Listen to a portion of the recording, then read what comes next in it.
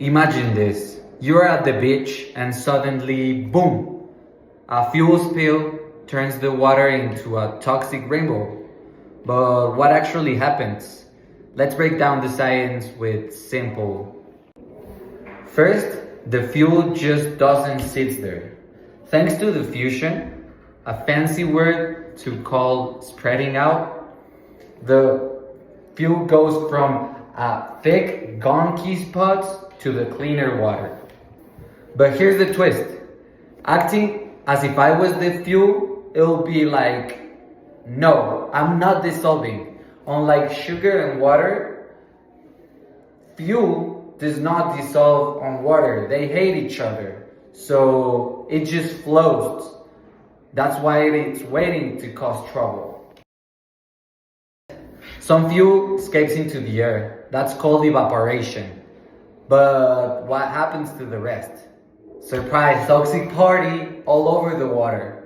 Fish gets poisoned, birds get sticky, and cleanup crews, they're just not happy. This isn't just science, it's real. One spill can cause tremendous damage into the ecosystem for years. But there's good news. Engineers use these same science rules to clean it up. There are plenty techniques. One of them is using barriers to contain the fuel so it won't spill out through the water. But this only works with calm waters. There's another technique where they use skimmers, but this only contains from 10 to 50% of the fuel, so it won't work as effective as another methods. And my favorite is the one where they use a bacteria so it will eat out the fuel to stop continuing spreading out through the water. This is nature at its best.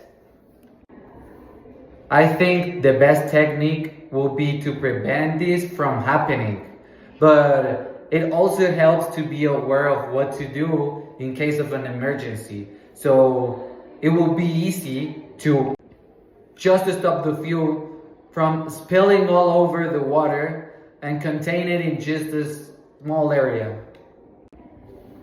Let me know what you think about this, and if you were in this scenario or in any situation where you needed to take an emergency action, what would it be your first technique to implement?